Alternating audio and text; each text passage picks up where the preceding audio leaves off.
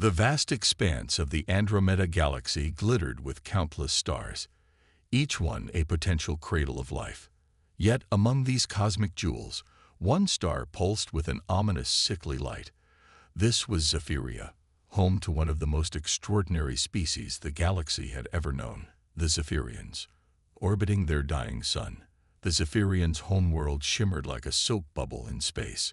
Its iridescent surface rippled with streams of energy, a visual representation of the beings that called it home.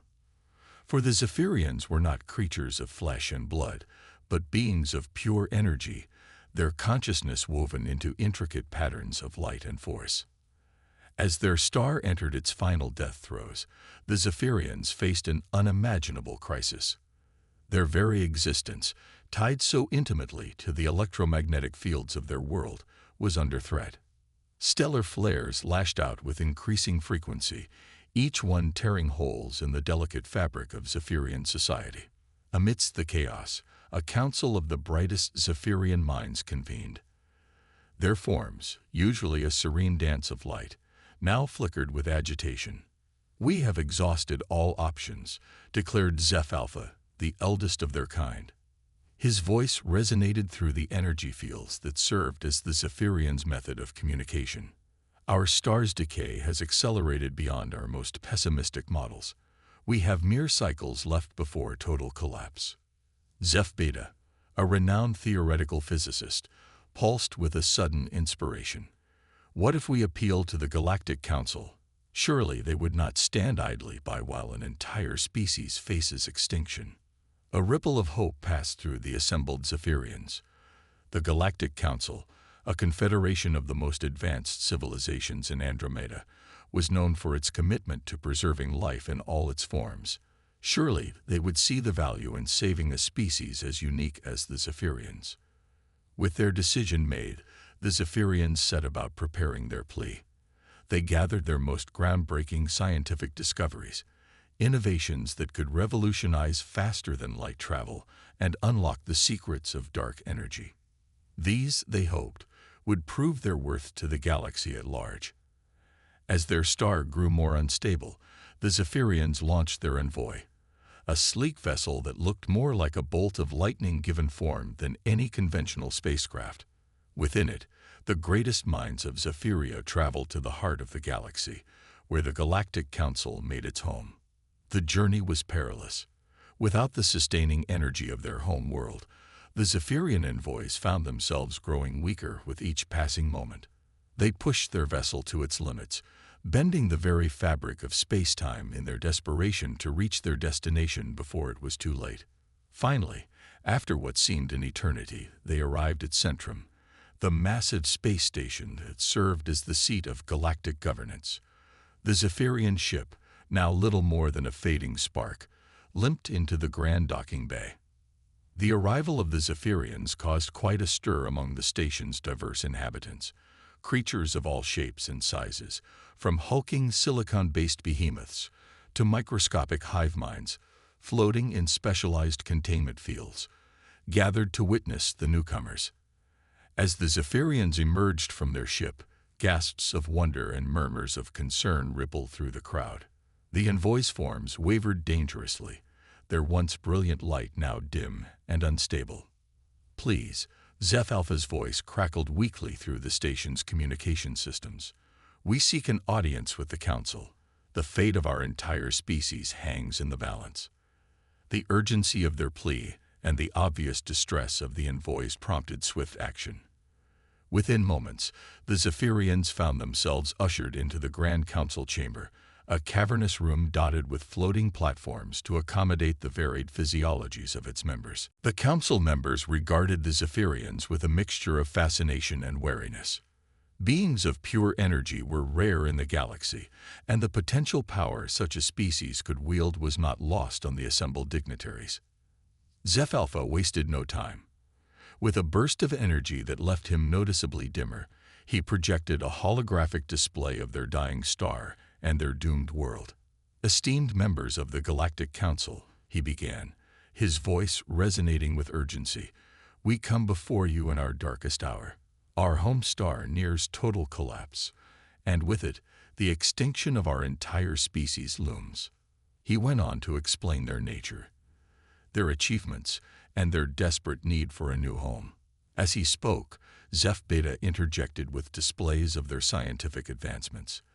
Equations that could revolutionize space travel, theories that could unlock the mysteries of dark energy, and concepts that pushed the boundaries of known physics. The council listened in rapt attention, their expressions, for those who had discernible faces, a mix of awe and concern. When the Zephyrians finished their presentation, an uncomfortable silence fell over the chamber. Finally, Counselor 6, a being of living crystals, spoke. "Your achievements are indeed impressive, Zephyrians. But I must ask, what assurances can you offer that your power will not be a threat to the stability of our galactic community?"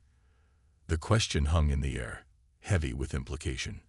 The Zephyrians flickered in distress, their forms becoming even more unstable. "We seek only to survive," Zeph Alpha pleaded. "Our powers are great, yes, but so too is our commitment to peace and the advancement of knowledge." Counselor Mirok, a gaseous entity contained within a hovering sphere, chimed in. "But can we take that risk? A species of pure energy, capable of interfacing directly with our most advanced systems. The potential for catastrophe is too great."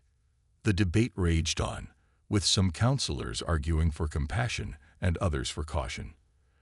All the while, the Zephyrian envoys grew weaker, their light flickering like candles in a strong wind.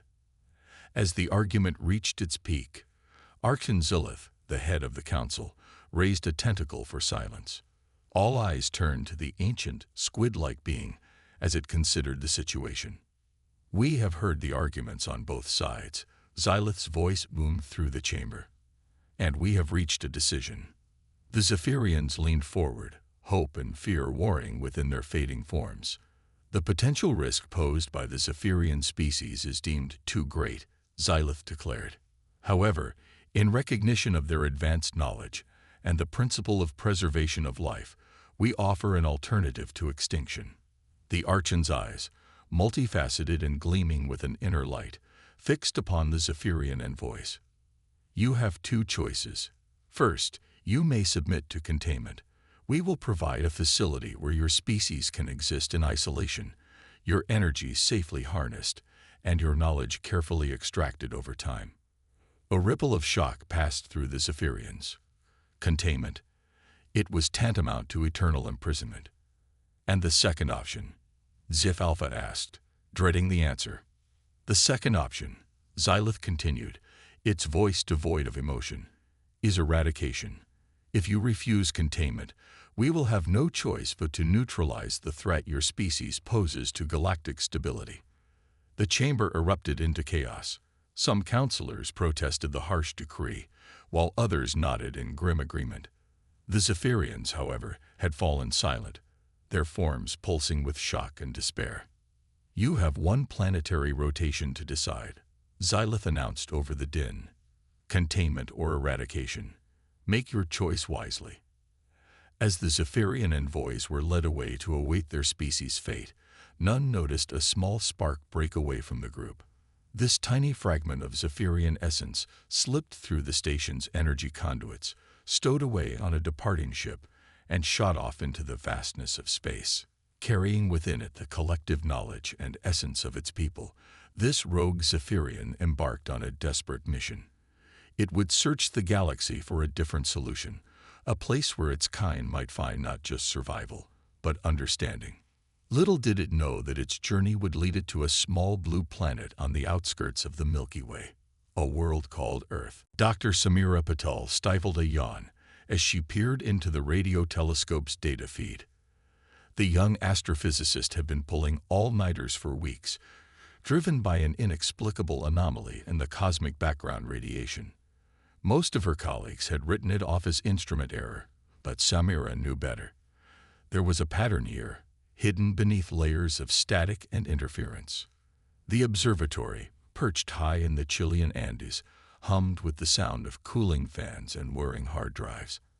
Outside, the night sky blazed with countless stars, unobscured by light pollution.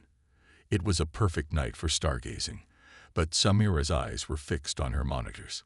"Come on," she muttered, fingers flying across her keyboard. "Show me your secrets." As if in response to her plea, a new data string flashed across her screen. Samira's eyes widened. This was unlike anything she'd ever seen before.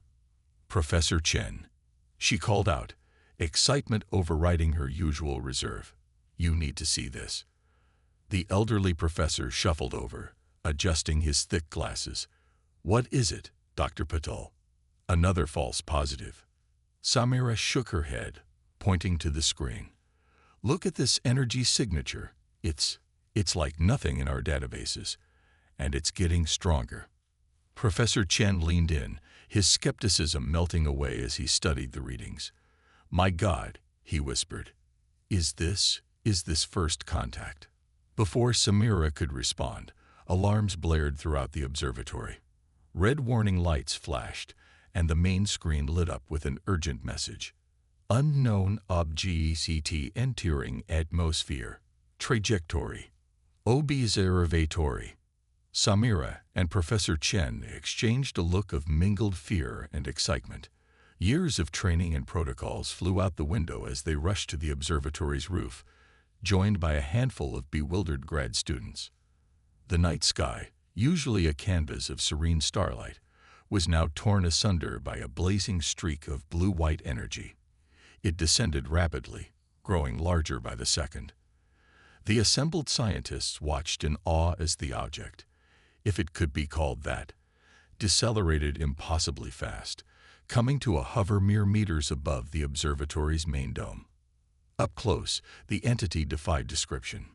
It was like a living bolt of lightning, constantly shifting and reforming. Tendrils of energy arcing outward before being reabsorbed into its core. At its heart, a sphere of intense white light pulsed like a heartbeat. For a moment, nothing moved. The humans stared at the alien entity, and it seemed to regard them in turn. Then, without warning, it shot towards Samira. She had no time to scream. The being enveloped her in a cocoon of crackling energy. Samira felt no pain, but her senses exploded with input. Images, sounds, and concepts beyond her comprehension flooded her mind. As quickly as it had begun, it was over. The energy being retreated, reforming several feet away. Samira gasped, falling to her knees. Professor Chen rushed to her side, but she waved him off. "I'm okay," she managed, her voice shaky. It was trying to communicate. The being pulsed, and this time, Samira heard, or rather, felt, words forming in her mind. Help, dying, sanctuary. Samira stood on trembling legs, facing the alien. "We'll help you," she said, unsure if it could understand her spoken words. "But we need to know more. What are you? Where did you come from?" In response, the being projected a series of images into Samira's mind. She saw a dying star, a world of energy beings, and a desperate journey across the galaxy. She felt their fear, their hope, and their terrible loneliness. "They're refugees," Samira explained to the others, her voice filled with wonder and compassion. "Their world is dying, and they're looking for a new home." Professor Chen, ever the pragmatist, raised a concerned eyebrow. "Dr. Patel, we need to contact the authorities. This is far beyond our jurisdiction." Even as he spoke, the whir of helicopter blades filled the air. It seemed their unexpected visitor hadn't gone unnoticed. Within hours, the observatory was swarming with government officials, military personnel, and scientists from every discipline imaginable. Samira found herself at the center of a storm of questions, tests, and debriefings. The alien, which they had taken to calling the Zephyrian, based on the images it had shared, was contained within a hastily constructed energy field. Scientists worked around the clock to communicate with it, with Samira acting as the primary interpreter. As days turned into weeks, the true magnitude of the situation became clear. The Zephyrian wasn't just a refugee. It was carrying the essence of its entire species, compressed into a form that could survive the journey across galaxies. The revelation sent shockwaves through the scientific community and beyond. Debates raged in governments around the world. What should be done with this alien essence? Could Earth risk becoming home to a species of energy beings with godlike potential? And what of the galactic community that had rejected them? Would harboring the Zephyrians bring their wrath upon Earth? Samira found herself thrust into the heart of these debates. She argued passionately for helping the Zephyrians, pointing out the potential benefits of their advanced knowledge. "Think of what we could learn," she exclaimed during one particularly heated UN session. "Their understanding of physics, of energy manipulation, it could revolutionize our entire way of life." But for every voice in support, there was another urging caution. And what happens when they decide they don't need us anymore? A stern-faced general countered, "We'd be birthing our own destruction." As the debates raged on, Samira worked tirelessly to understand the Zephyrians. With each passing day, her connection to the alien consciousness grew stronger. She learned of their peaceful nature, their quest for knowledge, and their deep gratitude towards humanity for even considering helping them. But she also sensed a growing desperation. The compressed essence of the Zephyrian species was unstable. Without a suitable habitat, it would eventually dissipate, taking with it an entire civilization. The turning point came unexpectedly. During a routine communication session, the Zephyrian shared something new with Samira, a vision of Earth's future. She saw a world transformed, where humans and Zephyrians worked together, achieving wonders beyond imagination. Clean, limitless energy, interstellar travel, the unlocking of the human mind's full potential. Overwhelmed by the vision, Samira stumbled out of the containment area. Her eyes blazing with purpose, she faced the array of scientists, military personnel, and government officials. "We've been asking the wrong questions," she declared. "It's not about whether we can risk helping the Zephyrians. It's about whether we can risk not helping them. They chose us. Out of all the worlds in the galaxy, they came to us for help.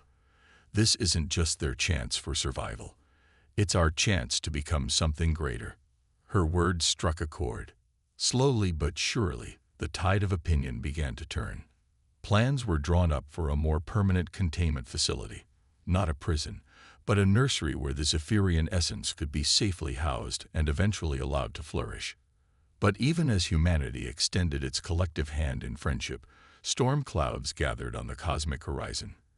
For the Galactic Council had noticed the disappearance of the Zephyrian essence, and their search was leading them inexorably towards Earth.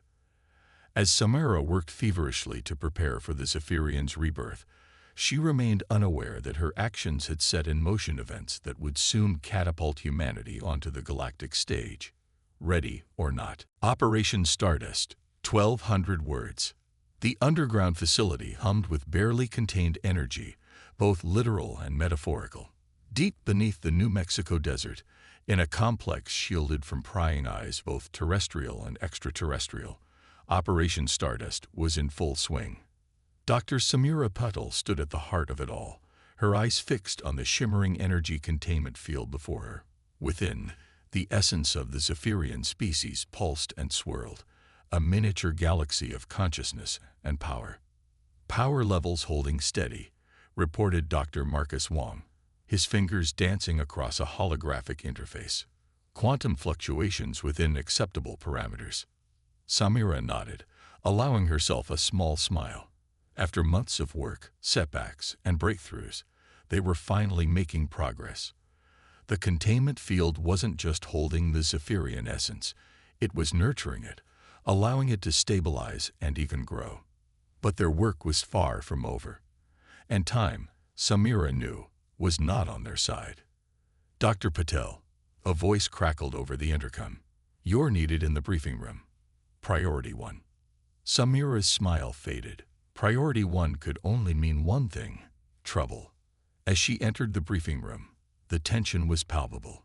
General Laura Chen, the military overseer of the project, stood at the head of the table, her face grim. Around her sat representatives from various global powers, their expressions ranging from concern to outright fear. "We've got incoming," General Chen announced without preamble. "Our deep space monitoring stations have detected multiple objects entering the solar system. Their energy signatures match what we've seen from the Zephyrian." A holographic display sprang to life in the center of the table, showing the approaching vessels. They moved with an alien grace, leaving trails of exotic particles in their wake. "The Galactic Council," Samira breathed. "They've found us."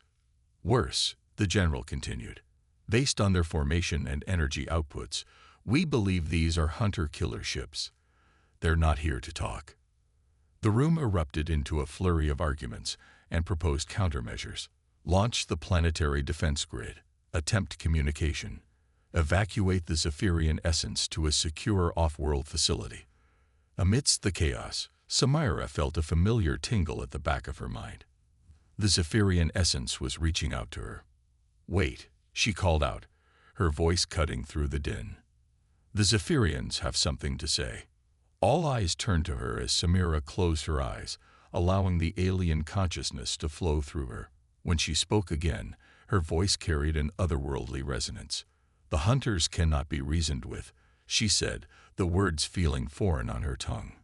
"They are bound by the Council's decree, but they can be deceived." As the essence shared its plan, Samira's eyes widened.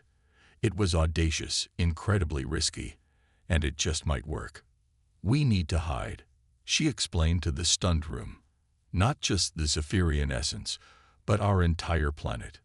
What followed was a flurry of activity unlike anything the secret facility had ever seen.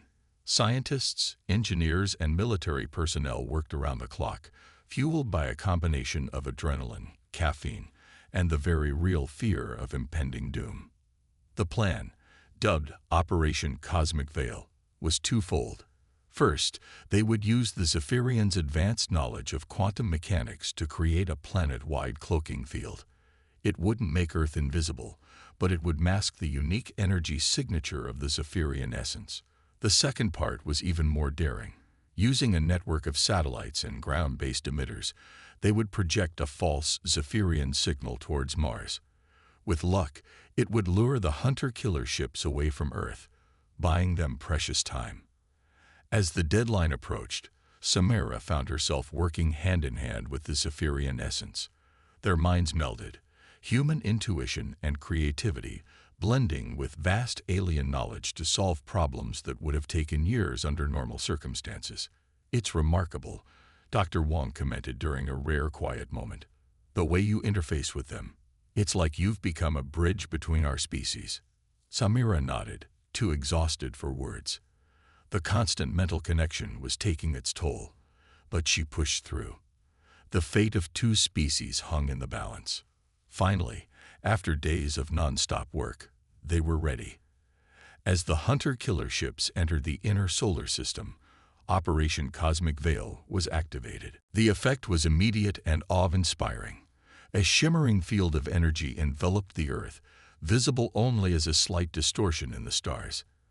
At the same time, a powerful burst of Zephyrian-like energy erupted from the Martian surface, a siren song for the approaching hunters. In the control room, humans and the Zephyrian essence watched with bated breath as the alien ships approached. Would their deception work? For a heart-stopping moment, the lead ship paused near Earth's orbit. Samira felt the essence's fear spike, mirroring her own. Had they been discovered? Then, as if making up its mind, the ship turned away, leading its fellows towards Mars. A cheer went up in the control room, but Samira knew their ordeal was far from over. "They'll realize it's a trick soon enough," she cautioned. "We need to use this time wisely." Over the next few weeks, as the hunter-killer ships fruitlessly scoured the Martian surface, Earth underwent a transformation. Guided by the Zephyrian essence, humans began to incorporate alien technology into their existing infrastructure. Power grids were overhauled, becoming more efficient and capable of handling the massive energy needs of their planetary cloak. Quantum computers, once purely theoretical, became a reality, their processing power instrumental in maintaining the complex deception. But the most significant change was happening within the containment facility. As the essence stabilized, it began to differentiate, forming distinct energy patterns that Samira recognized as individual Zephyrians. "They're being reborn," she explained to a wide-eyed General Chen. "And they're adapting to our world in the process. They're becoming more like us." Indeed, the new Zephyrians were a hybrid of sorts. They retained their energy-based nature, but could now interact with physical matter in ways their predecessors never could. Some even managed to create semi-solid forms, glowing humanoid figures that could interact directly with their human allies. As exciting as these developments were, they also presented new challenges. How would human society react to these new beings once their existence was revealed?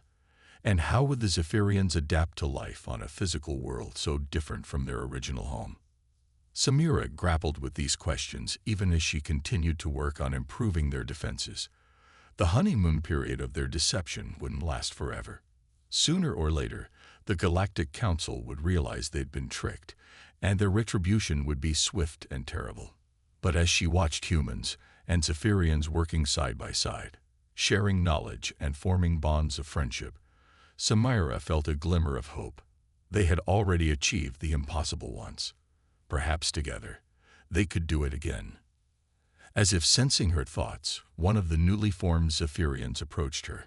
Its semi-solid form sparkled with internal light, and when it spoke, its voice was a harmonious blend of frequencies. "We owe your people a debt we can never fully repay," it said. "But know this, whatever challenges lie ahead, we face them together. Earth is our home now, and we will defend it with all that we are." Samira nodded, a determined smile spreading across her face.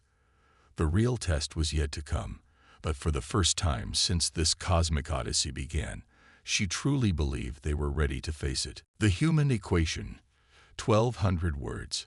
The symbiosis between humans and Zephyrians progressed at an astonishing rate.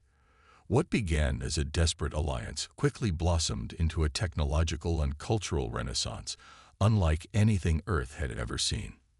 In a repurposed aircraft hangar in the New Mexico desert, Dr. Samira Patel stood before a marvel of human-Zephyrian collaboration. The sleek, silver craft before her bore little resemblance to any terrestrial vehicle. Its hull seamlessly blended advanced alloys with energy conduits that pulsed with Zephyrian essence. "Ladies and gentlemen," Samira announced to the assembled team of scientists, engineers, and government officials, "I give you the Dawn Treader, humanity's first faster-than-light capable ship." A round of applause filled the hangar, tinged with a sense of awe and disbelief. Just 18 months ago, such a craft would have been relegated to the realm of science fiction. Now, it stood before them, humming with potential. As the crowd dispersed into smaller groups, each eager to examine some aspect of the ship, Samira felt a familiar presence beside her. Zeph Epsilon, one of the first Zephyrians to master a stable humanoid form, materialized in a shimmer of blue-white energy. "Your species continues to amaze us, Dr. Patel," Zeph Epsilon said, its voice a melodious hum. "We provided the theoretical framework, but the practical applications, the sheer speed of your innovation is unprecedented."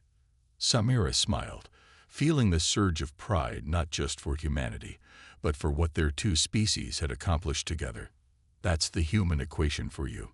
We may not have your lifespan or your intrinsic connection to energy, but we've had to be adaptable to survive." Their conversation was interrupted by a commotion near the ship's entrance. Dr. Marcus Wong burst through the crowd, his face flushed with excitement.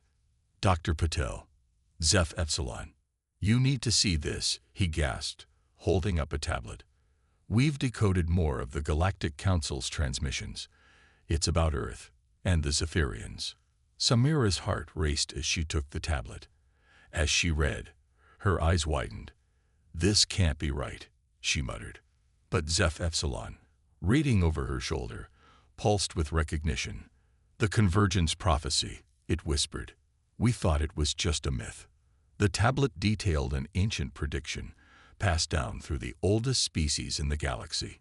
It spoke of a union between energy and matter, between the cosmic and the terrestrial, that would reshape the very fabric of galactic society. This union, the prophecy claimed, would challenge the established order and usher in a new age of exploration and understanding. "Is this why the Council was so afraid of you?" Samira asked, turning to Zeph Epsilon. "Why they were willing to eradicate your entire species?" The Zephyrian's form flickered, a sign of strong emotion. "We had no knowledge of this. Our scientists, our leaders, they never mentioned a prophecy." "Because they didn't know," a new voice interjected. They turned to see General Chen approaching, her face grim. According to these transmissions, the Council kept the prophecy a closely guarded secret. They'd been scanning the galaxy for signs of its fulfillment for millennia. The implications were staggering. Humanity's first steps into the galactic community weren't just a matter of technological advancement, or even the moral imperative of saving the Zephyrians. They were, unknowingly, fulfilling an ancient cosmic prediction. As the weight of this revelation settled over them, alarms blared throughout the facility. Red lights flashed, and the hangar's massive doors began to close automatically. "We've got incoming," a voice shouted over the intercom. Multiple signals breaching the outer solar system. Energy signatures match known Galactic Council vessels. The room erupted into controlled chaos. Scientists rushed to secure sensitive data, while military personnel moved to defensive positions. In the midst of it all, Samira felt a strange calm descend over her. "We knew this day would come," she said, her voice steady. "It's time to show the galaxy what humanity and the Zephyrians can do together."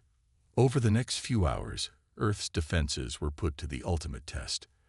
The approaching Council fleet was vast, comprising ships from dozens of alien species. But humanity, bolstered by Zephyrian knowledge and technology, was far from helpless. Orbital defense platforms, powered by miniature Zephyrian energy cores, fired beams of concentrated particles that could pierce the strongest alien shields. Squadrons of fighter craft, piloted by humans but enhanced with Zephyrian energy beings, darted between the massive Council ships, causing confusion and disruption. But the true game-changer was the Dawn Treader. With Samira at the helm and Zeph Epsilon integrated into the ship's systems, the experimental craft performed maneuvers that defied the laws of physics as the Council understood them. It blinked in and out of existence, appearing behind enemy ships to disable their engines before vanishing again. It absorbed enemy fire, the Zephyrian energy matrix dispersing the attacks harmlessly into subspace. From the Council's perspective, it must have seemed like magic. This primitive world, which by all rights should have been easy to subjugate, was not only holding its own but actively pushing back against a vastly superior force. As the battle raged on, Samira and Zeph Epsilon made a bold decision. Using the Dawn Treader's unique capabilities, they transported themselves directly into the Council's flagship. The scene that greeted them was one of utter confusion. Aliens of all descriptions scrambled to make sense of the battle unfolding around them. At the center of it all stood Archon-Zilith, its tentacles writhing in agitation. "Impossible," Zilith bellowed upon seeing them. "You were supposed to be contained, or destroyed." Samira stepped forward, her voice amplified by Zephyrian energy. "Your prophecy spoke of a union between energy and matter. Did you ever consider that this union might be one of choice, of mutual respect and cooperation?" Zeph Epsilon joined in, its form glowing brightly. "We came to Earth not as conquerors or as subjects, but as equals, and in doing so, we have both become more than we were."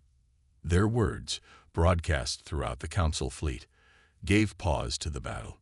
Ships hung motionless in space as their crews listened to this unprecedented dialogue.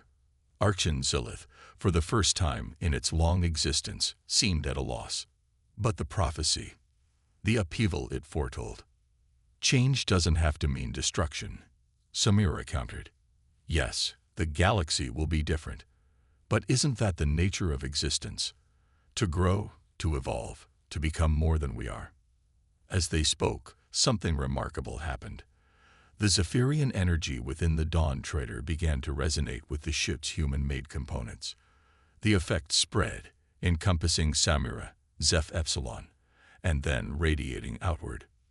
Those watching, both human and alien, saw a spectacle of light and energy unlike anything in recorded history. It was as if, for a brief moment, the very fabric of the universe was made visible, showing the interconnectedness of all things. When it faded, Samira and Zeph Epsilon stood transformed. They were neither fully human nor purely Zephyrian, but something new, a perfect blending of energy and matter, of cosmic and terrestrial. Archon Zilith, along with the rest of the Council fleet, could only watch in awe. The prophecy had indeed come to pass, but not in the way anyone had expected. As the light of this new dawn spread across the stars, one thing became clear: the galaxy would never be the same again, and humanity, hand in hand with their Zephyrian allies, was ready to lead the way into this brave new cosmic age. Guardians of the Cosmic Outcasts, 1,200 words. The aftermath of the battle above Earth marked the beginning of a new era for both humanity and the galaxy at large. The Galactic Council, faced with the undeniable fulfillment of their ancient prophecy, grudgingly acknowledged Earth's right to exist as a sovereign power. However, tensions remained high, and Earth found itself in a precarious position. Newly recognized, but largely isolated in a vast and often hostile cosmic community. Samira Patel, now a hybrid of human and Zephyrian essence, stood before the United Earth Council, her form shimmering with barely contained energy. "We've bought ourselves time," she addressed the assembled leaders, "but we can't afford to be complacent. The galaxy is watching us, waiting to see what we'll do next." General Chen, her hair now streaked with gray from the stress of recent events, nodded in agreement. "Our intelligence suggests that while open hostilities have ceased, several council races are still advocating for our containment." A murmur of concern rippled through the chamber. The memory of the Zephyrians' near extinction was still fresh in everyone's minds. "Then we give them something else to think about," a voice rang out. All eyes turned to see Zeph Epsilon, now permanently bonded with Dr. Marcus Wong, in a hybrid form similar to Samira's. "We promised to be guardians of the cosmic outcasts. It's time we made good on that promise." The plan they proposed was audacious. Using the advanced sensors of the Dawn Treader and its sister ships, they would scan the galaxy for signs of other endangered or ostracized species. Earth would position itself not just as a new power, but as a sanctuary for those rejected by the Galactic Council's rigid standards. The next few months saw a flurry of activity as Earth prepared for its self-appointed mission. The Dawn Trader underwent significant upgrades, its hull reinforced with new metamaterials that could withstand the stresses of extended FTL travel. Its crew, a mix of humans and human Zephyrian hybrids, trained relentlessly for the challenges ahead. As the day of launch approached, Samira found herself standing once again in the New Mexico hangar, gazing up at the ship that had become a symbol of Earth's cosmic destiny. Having second thoughts, Ziph Wong asked, coming to stand beside her. Samira shook her head, a smile playing on her lips. "Just thinking about how far we've come. A year ago, we were scrambling to hide from the Council. Now we're about to challenge their entire way of thinking." "That's the human equation at work," Zeph Wong replied, echoing Samira's words from months ago. "Always pushing boundaries, always seeking the next horizon." Their conversation was interrupted by a priority alert. A deep space scanning outpost had picked up a distress signal from a remote system just outside Council space. The message was garbled, but one thing was clear: a species was in danger, and they needed help fast. Within hours, the Dawn Trader was racing through the cosmos, pushing its new engines to the limit. The ship's hybrid crew worked in perfect synergy, human intuition melding seamlessly with Zephyrian energy manipulation. They dropped out of FTL on the edge of a binary star system. The scene that greeted them was one of devastation. A small rocky planet, barely larger than Earth's moon, was being torn apart by the gravitational forces of its twin suns. Life signs detected. One of the sensor operators called out. Faint, but they're there, concentrated in a series of underground caverns. Samira, in command of the mission, felt the weight of responsibility settle on her shoulders. This was the moment Earth had been preparing for. Their chance to prove to the galaxy that there was another way. Take us in, she ordered. Activate the gravimetric stabilizers. Let's buy those people some time. The Dawn Treader moved into position, its advanced Zephyrian-enhanced systems creating a bubble of stable space around the dying planet. It wasn't a permanent solution, but it would slow the planet's destruction long enough for a rescue operation. As shuttlecraft were prepared for launch, a new complication arose.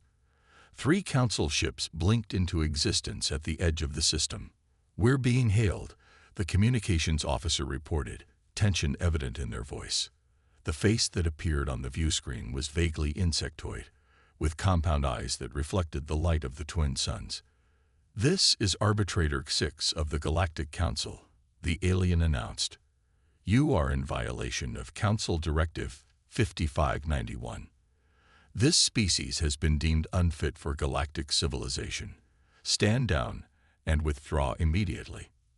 Samira felt a surge of anger, tempered by the cool logic of her Zephyrian side. We respectfully decline, Arbitrator, she replied, her voice steady. We're here on a humanitarian mission, and we intend to see it through. You risk war with the entire Council, 6 warned, mandibles clicking in agitation. No, Samira countered. We risk showing the galaxy that there's a better way. That strength isn't just about military might or technological advancement. It's about compassion, about recognizing the value of all sentient life. As she spoke, the first shuttles were already descending to the planet's surface. The rescue teams, clad in advanced environmental suits, braved treacherous conditions to reach the underground caverns. What they found there would change the course of galactic history. The planet's inhabitants, a species of silicon-based life forms, had developed a unique form of collective consciousness. Their bodies were frail, unable to survive in most environments, but their minds were vast and beautiful.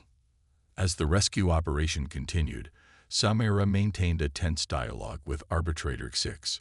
She could sense the conflict within the council representative, duty warring with a growing sense of doubt. These beings, Samira argued, have a rich culture, a profound understanding of the cosmos that rivals anything in the council archives. And you would let them perish because they don't fit your preconceived notions of what galactic civilization should look like. The Dawn Treader's sensors picked up movement from the council ships. For a moment, Samira feared they were about to open fire. Instead, to her astonishment, shuttlecraft began launching from their hangar bays. We will assist in the evacuation, 6 said, their voice heavy with the weight of a momentous decision. But know this, the Council will not forget this defiance. There will be consequences. Samira allowed herself a small smile. We're counting on it, Arbitrator. It's time for the galaxy to evolve. Over the next several hours, human, Zephyrian, and Council teams worked side by side to evacuate the Silicon beings. The Dawn Treader's holds were reconfigured to create a suitable environment for their unique physiology. As the last shuttle returned and the dying planet finally succumbed to the forces tearing it apart, Samira gazed out at the stars. This was just the beginning, she knew. Earth would face many challenges in the days to come. Political pressures, potential conflicts, the monumental task of helping a displaced species find a new home. But they had taken the first step. They had shown the galaxy that there was strength in diversity in extending a hand to those in need. As the Dawn Treader prepared to return home, its holds filled with refugees and its databanks brimming with new scientific and cultural knowledge, Samira felt a profound sense of hope. The human equation, she realized, had just expanded to encompass the entire cosmos. And the universe, vast and wondrous, would never be the same again.